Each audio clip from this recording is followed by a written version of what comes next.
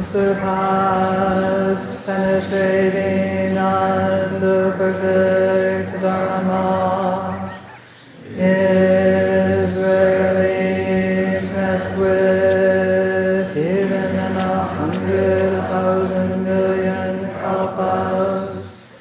Having it to see and listen to remember and accept, I vow to taste the truth of the Tathagata's words, and surpassed, penetrating, and perfect Dharma is rarely met with, even in 100,000 million kalpas. Having it to see and listen to remember and accept, I vow to taste the truth of the Tathagata's words, and unsurpassed, penetrating, and perfect Dharma is rarely met with, even in 100,000 million kalpas. Having it to see and listen to remember and accept, I vow to taste the truth of the Tathagata's words.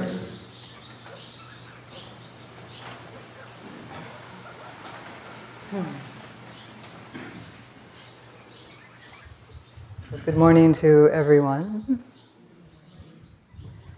and good morning to and a deep welcome to everyone who is joining us this morning, particularly.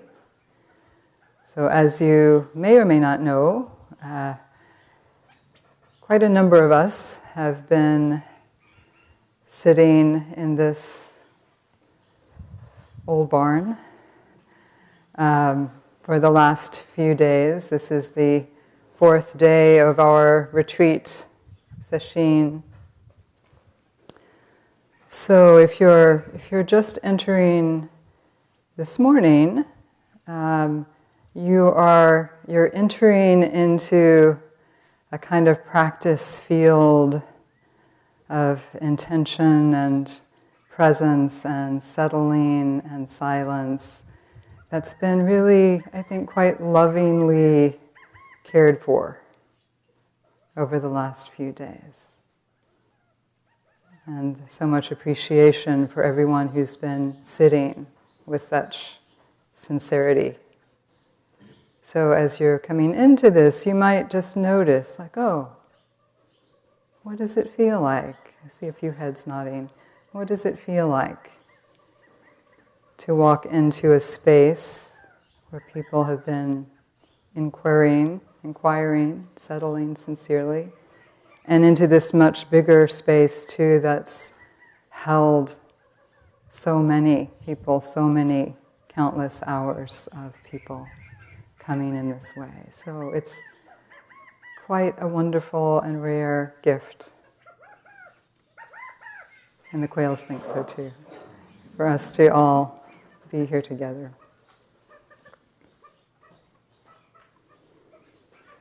And if you don't know, my name is Sessei Meg Levie.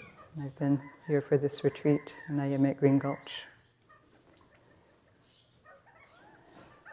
And I think I want to give a special welcome to the Spiritual Inquiry Group. Are you all here? Spiritual Inquiry Group? Well, yeah, welcome. So this is a group from Katati and elsewhere perhaps of going to visit different teachers and places from different Dharma traditions. And today is Zen Day. So welcome. Glad you could come.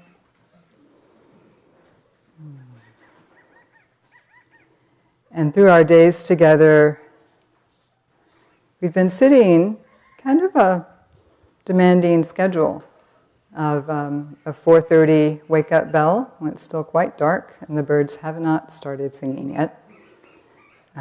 And people then coming to the Zendo, starting to sit at 5 a.m. Eventually the birds wake up too. And going mostly through silence and very simple sitting and eating even our meals here together in the Zendo in a formal, traditional way, all the way until 9 p.m. So it's a demanding practice, and there's a lot of support in the schedule, in the place, in the tradition, and each other.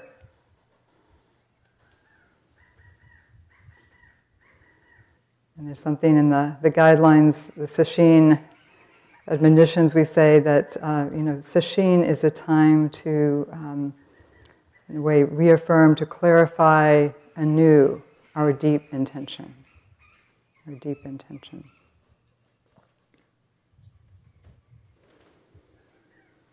And I think whatever has brought everyone here for the week to sit is not different from what has brought everyone here just for this morning. There's some inner listening. And somehow today, miraculously, all of us here got to listen to that. And we get to be here together for a little while.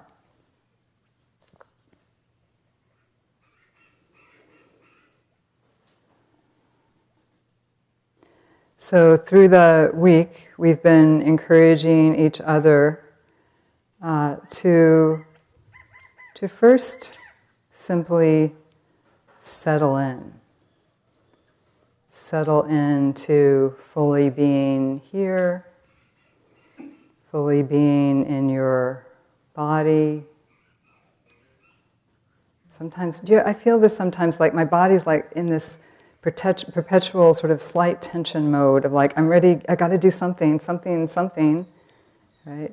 Even if there's nothing particularly I need to do. So sometimes I need to stop and just take that breath and, okay, I really can let my shoulders go down. I really can. I really can take a full breath. I really can trust that whatever I'm sitting on and the earth below is not going to go away. It's really going to hold me. Right? So I'm going to invite everyone into that right now, very simply. Just if you would like to take a deep, full breath in, and then a long breath out. And just notice if there's anything extra you're holding on to. Can that be let go of, just for right now? And let's try that one more time if you want. A deep, full breath in. And a really slow, nice, long breath out. Letting go of anything extra. And just feeling yourself wherever if you're seated, feeling yourself on the cushion or the chair, the weight of your body. Trusting that there's support there.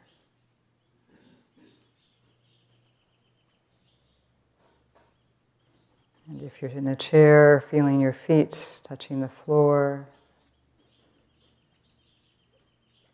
And for all of us, the earth, grounding.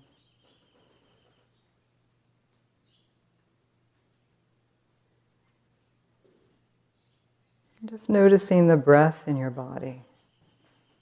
Not any particular way, but this miracle of breathing in and breathing out.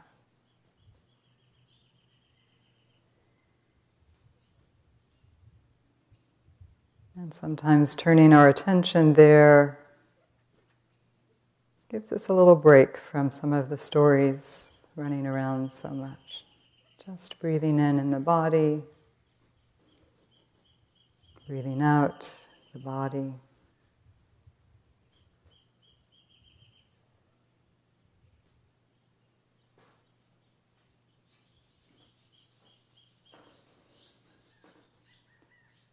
And we've also been exploring connecting with the heart and our deep intention in being here.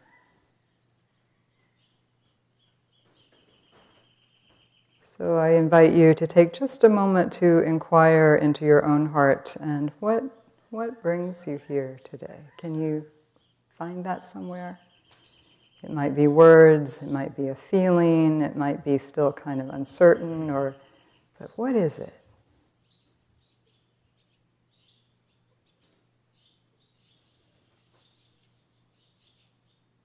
And maybe somewhere in that vicinity, asking the question, what do you really wish for yourself, for those that you love, for the world, for this living earth? What's that deep heart wish?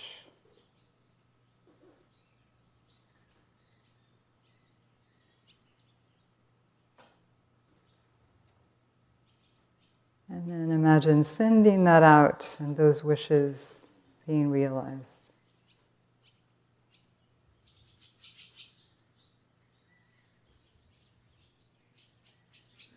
And it's from this place that we really practice.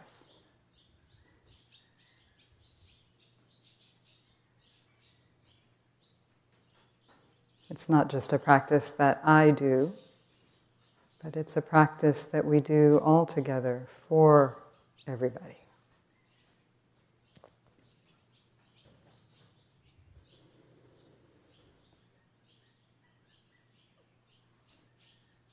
And then there's simply opening to what we call just sitting, which is really simple and really kind of radical, which is just be here. Just really, really, really be here.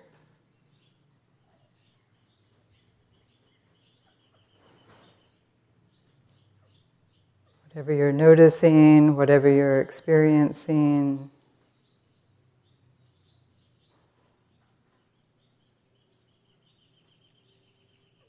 realizing there's nowhere else to be but right here.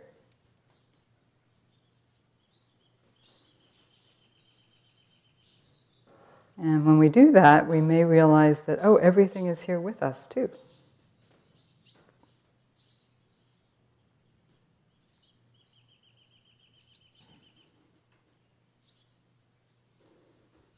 And it might have been your experience sometimes if you meet somebody who's like really here, you might remember it. Because then part of you is like, I can really be here too. And it doesn't just have to be in the Green Gulch Sendo. It can be with your beloved daughter, or the person you meet in the grocery store, or walking through the garden.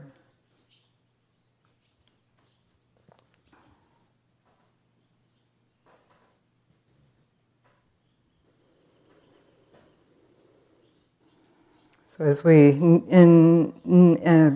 come close to the end of our time, our week together, 4 days together, I'm so appreciating the gift, the incredible fortune to be able to have this kind of time, or even for the time to come this morning, to step outside of so many demands and busyness and ideas of what we need to do and things we really do need to do.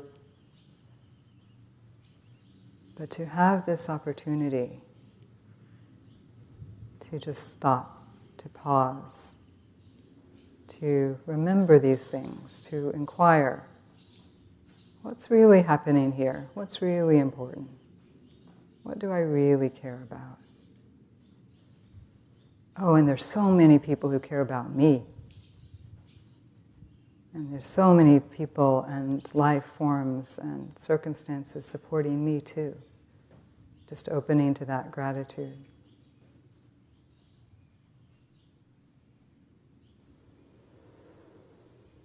I've been appreciating these 4 days, and as people have been hearing already, but I'll share a little bit more. I had a really wonderful opportunity to spend actually 2 whole weeks on a retreat immersed in nature up on the Lost Coast.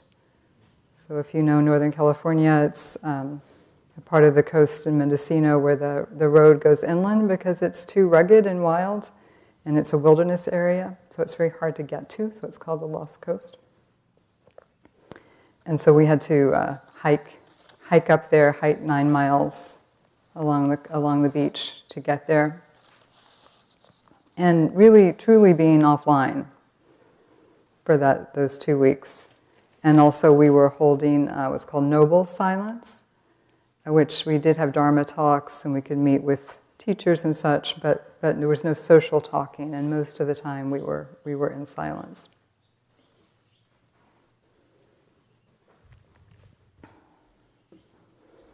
Though most of my training has been in Zen, I also appreciate learning from different traditions. And so this was a Vipassana retreat, an insight retreat, focusing a lot on mindfulness. But also it was an earth nature practice retreat, because we were in this incredible natural environment and camping. And there's so much Dharma in just opening to the natural world. So there was a power of just coming back to the basics. So similar to what we just did, of just coming back to the breath, being aware of the body, being aware of the environment, the sounds, the smells, touch. And in a way, it's so wonderful to have the support of this big protected room. It can get really cold and foggy out there, and we can still keep sitting just fine. But in some ways, being present, aware, mindful in nature is a lot easier. Because it's this actually a dynamic, but non-distracting really, but still dynamic environment to be in. And there's a lot in Buddhism associated with nature. So the Buddha is said to have been born under a tree and was enlightened under a tree, the Bodhi tree, often taught under trees and died under a tree. So there's a lot out there in nature. And also traditionally in India, when it was not the rainy season, in the rainy season they would come in and have these retreats. But when it wasn't the rainy season, they would be wandering around, often practicing outdoors in forests and such. And there are many, monasteries, Zen monasteries tucked away deep in the mountains, or you hear of Zen hermits going off and subsisting on pine needles and things like that. But just going out or being outdoors can be very helpful. And as I said, we were camping. So each morning, just as it was starting to get light, someone would walk around with a wake-up bell. Ding-a-ding-a-ding. And as I discovered the first morning, I had to get used to this, the first morning, no hot water, even for tea or coffee. And the idea, the encouragement was just get up out of your sleeping bag and start sitting outdoors. And there was something, I got used to it. There was something, it was okay. I could wait till breakfast for coffee and tea, it was okay. But there was also something really wonderful about that, just coming that liminal state of between sleep and waking, and also that liminal moment of dark and light. There's an openness, a possibility there. And I know it's been sometimes challenging for people in the retreat to get up at the 4:30. But it's a long tradition in various contemplative traditions to really practice in those early hours. There's an openness when we haven't quite constructed the world or constructed our sense of self yet in the same way. And I found instead of just sitting on the lawn, which was lovely, I felt called to actually get up and walk several minutes down actually to the beach. So I was sitting on the sand and the water was right there, and then the mountains, the King Range coming up behind, and something about the simplicity of the elements just all right there. And every day simply being there, whether it was going to be a sunny day or the fog was still in, just being there.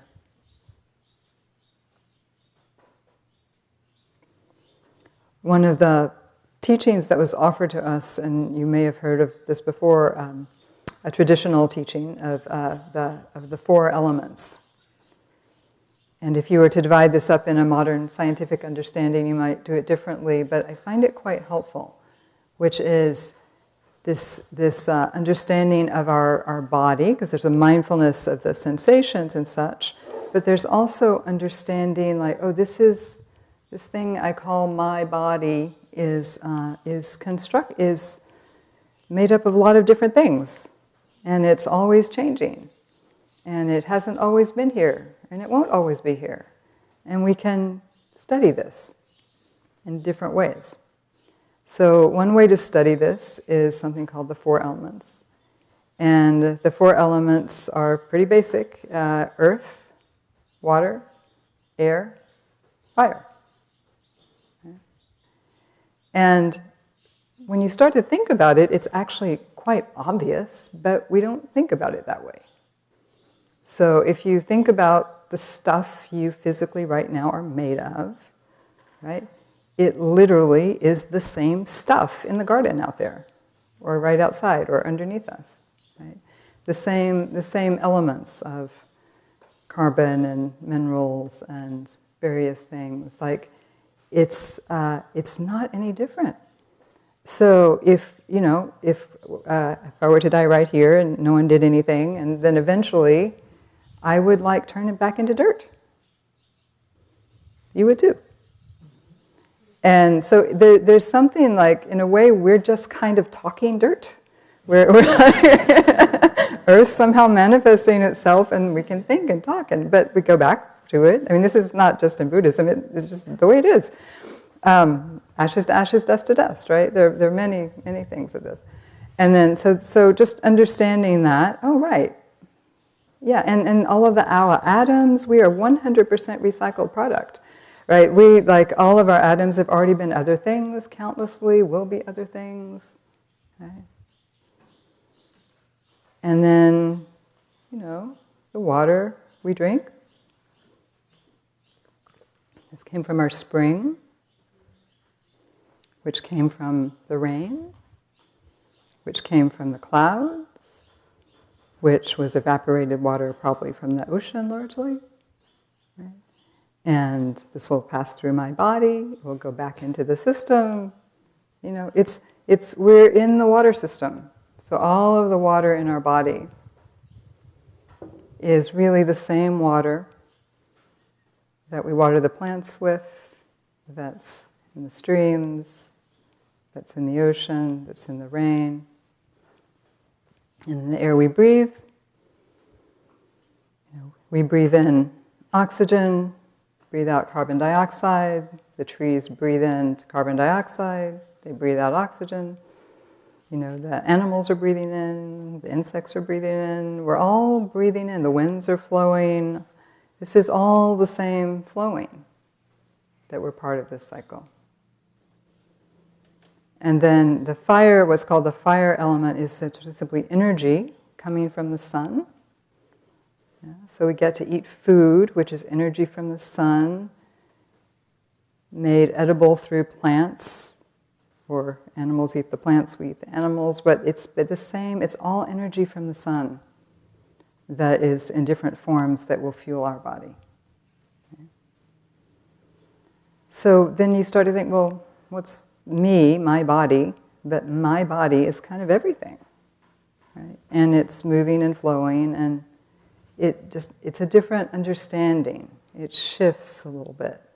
This sense of me, mine, it's like, oh, right. I am arising, I am all of these elements coming together and arising and changing in this way. And we'll go back. we will go back to this.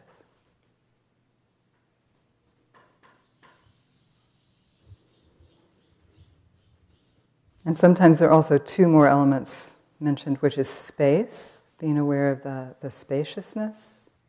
We're also in this vast universe, multiverse system, or even right now, the space in our bodies, the space between atoms, and consciousness, which is holding us, this awareness together.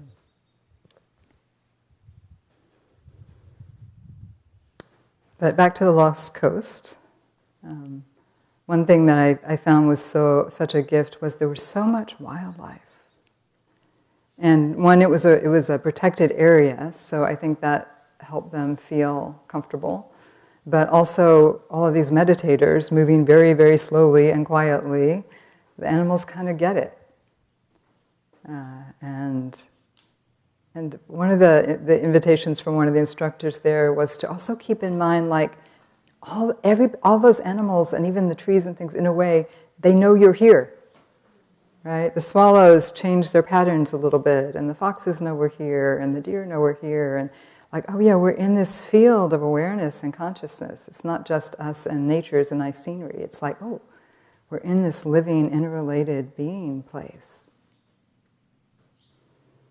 And so the deer would just kind of wander through, and there was we were doing walking meditation very slowly in the lawn. The little jackrabbit would just kind of like hop along. And there were some ground squirrels and swallows making lots of babies and lots of noise, just out here. Falcons hunting, sea lions popping up. And I learned something, a traditional greeting in Unangan, or Aleut, which is from Alaska. And it's a traditional greeting to other beings, which could be a person, animal, plant, or even sort of the wider living being, it's called Angwan, which translates to, hello, my other self. Hello, my other self. And I've been trying to remember to practice this.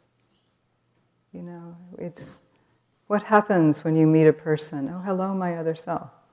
Or your cat. Hello, my other self. Or walking outside and the swallow baby's out here. Oh, you too. You're my other, hello, my other self. And we're their other self too. Right? What happens when we have a consciousness that remembers that? And remember, we're all the same stuff.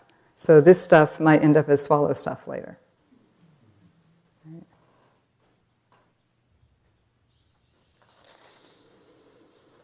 And also I found in the midst of just so much life, it was so easy to see death. And this is another core teaching, is awareness of impermanence, awareness of change. You know, as the Buddha said also, if death alone is certain, and the time of death uncertain, how then shall I live? I'm going to say that again. If death alone is certain, and the time of death uncertain, how then shall I live? So of course, death and life are always intertwining. It's not really a problem. Right? And there can be real grief, because we love each other.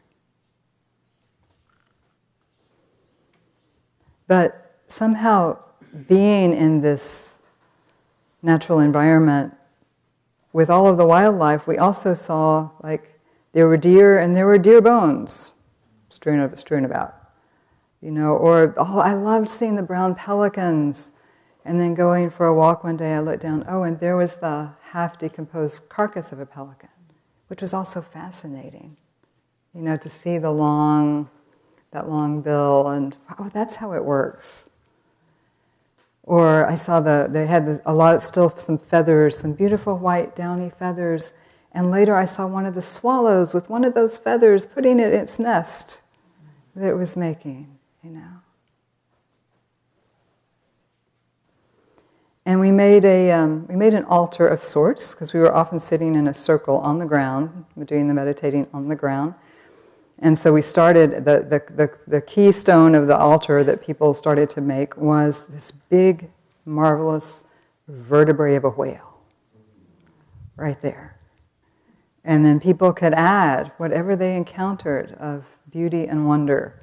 So bits of kelp, or there was like little bits of various shell, or these wonderful purple sea urchins were everywhere, so they were still kind of purple and spiny, and people would put that there.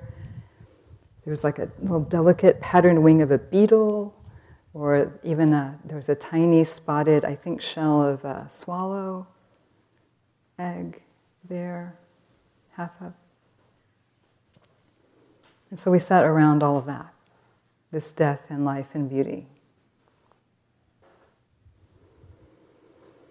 And one of our teachers was talking about a trip to Bhutan. And in Bhutan, they have what you may have heard of, instead of burying people when they die, they have what they call sky burials, where the platform is built and the body is put there with, of course, much ceremony and respect. And the vultures come, and body becomes vulture. But she said it was, it's very real, like body parts here and there, it's a very real thing. And this is a traditional Buddhist practice too, to actually go to cemeteries, charnel grounds, to really realize, oh, this is what happens to the body. So I'd been contemplating this, and unlike Zen retreats, where there's a schedule, and if it says, come to the zendo, you come to the zendo, where you're supposed to. Or we're walking, everybody's walking. There was a little more flexibility. Well, we're sitting, but if you would rather go walk to the beach and do your practice in nature, that's fine too. So one day I walked down there by myself, and I was just lying. I really like lying on the earth. I was lying in the sand for a while, just trying to be aware, listening, feeling it all. And then just really still for a while. And then I heard a helicopter, so no. So I opened my eyes, and the helicopter's going by, but then what I see are 6 vultures circling.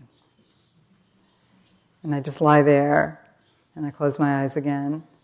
And then I open my eyes again, and they're gone, but I look over, and they're like not very far away, all looking at me.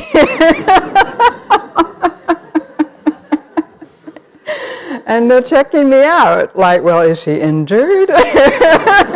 How close is she? Is this worth waiting for or not? Like, this really was, it's like, oh, this is real.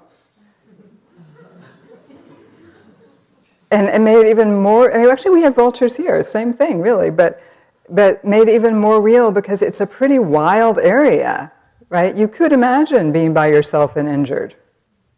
You could imagine it. And as I was lying there, I just thought, oh yeah, if I did just die right here, they would pick me clean.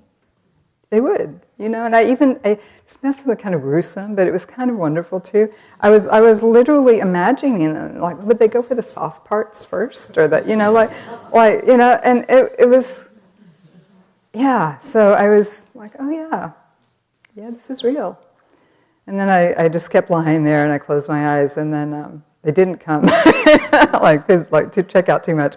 And then when I looked again, they were gone. They're like, nah, yeah, she's got too much life in her still. But I bow to my vulture teachers.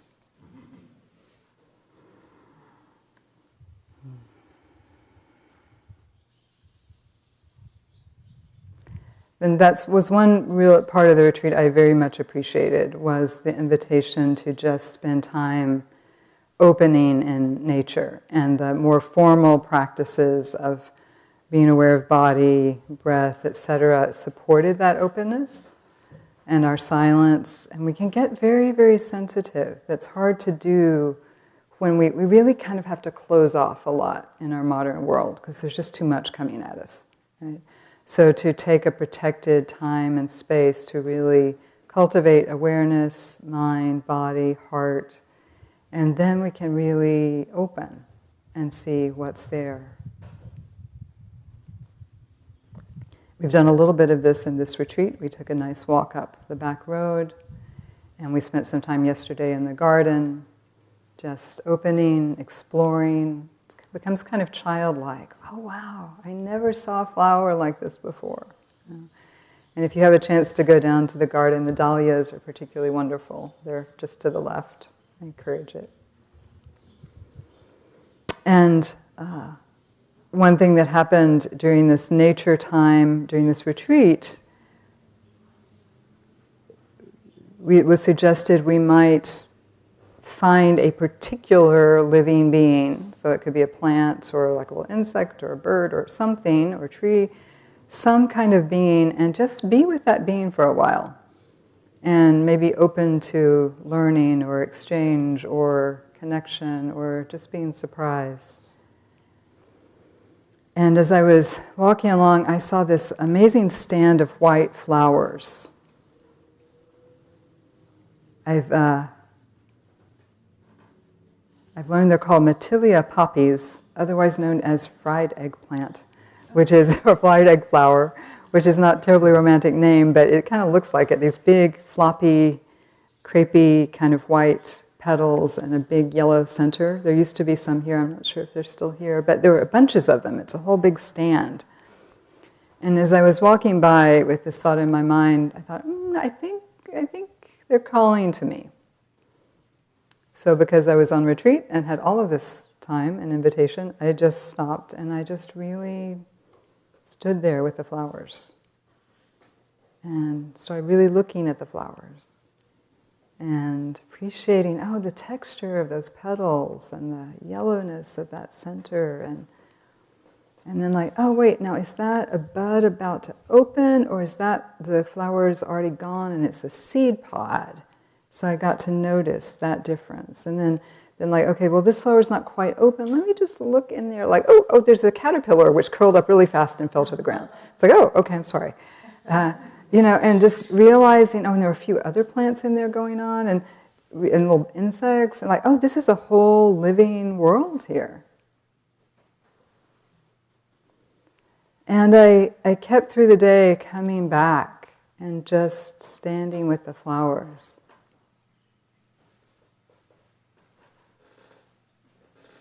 And I even made a request. I said, I'm open, please teach me. Not knowing, any idea what that would look like. But just standing there, just being. And then, that evening, in the Dharma talk,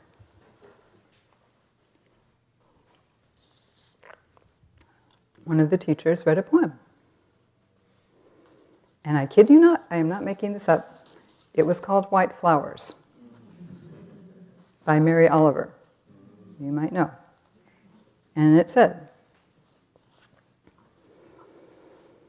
"Last night in the fields, I lay down in the darkness to think about death. But instead I fell asleep, as if in a vast and sloping room filled with those white flowers that open all summer, sticky and untidy in the warm fields. When I woke, the morning light was just slipping in front of the stars, and I was covered with blossoms. I don't know how it happened. I don't know if my body went diving down under the sugary vines in some sleep-sharpened affinity with the depths, or whether that green energy rose like a wave and curled over me, claiming me in its husky arms. I pushed them away, but I didn't rise. Never in my life had I felt so plush or so slippery so resplendently empty.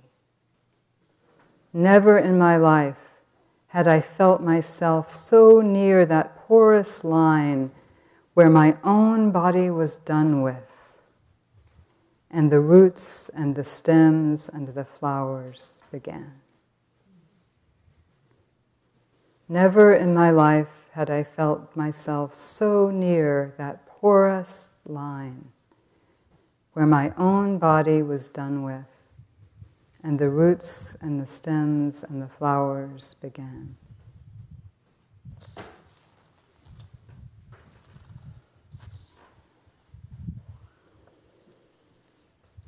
So I went back to the flowers, and I said, "That was pretty impressive, thank you." And I stood with them a little bit longer. Thank you to the kitchen, the people who are going to make our lunch.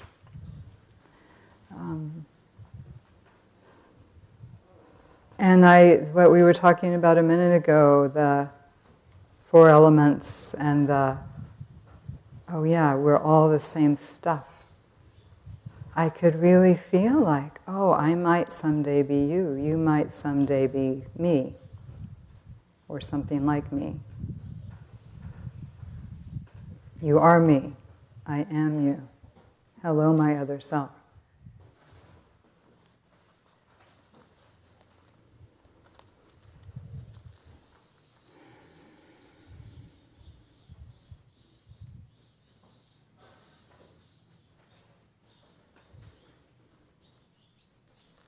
So I think I'm going to take on a practice of,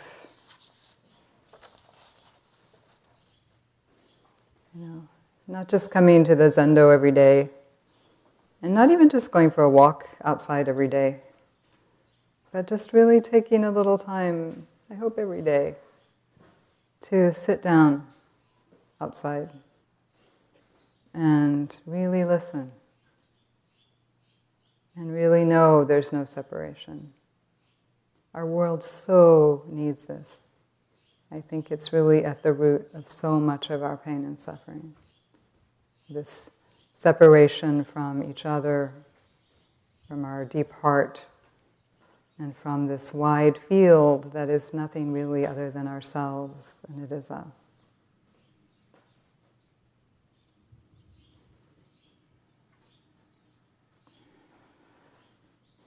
Teacher Shohaku Okumura says, if we open the hand of thought that grasps this person, me, as the center of the world, then our lives broaden and our hearts open to all beings. This is the basic teaching of Shakyamuni Buddha. If we open the hand of thought that grasps this person, myself, oneself, as the center of the world, then our lives broaden and our hearts open to all beings. This is the basic teaching of Shakyamuni Buddha.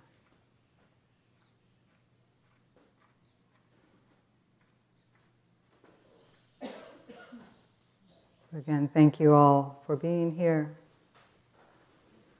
I hope you step out into the world with somewhat fresh eyes and an invitation to find one other being at least and say, hello, my other self. Thank you. May our intention equally extend to every being on place with a true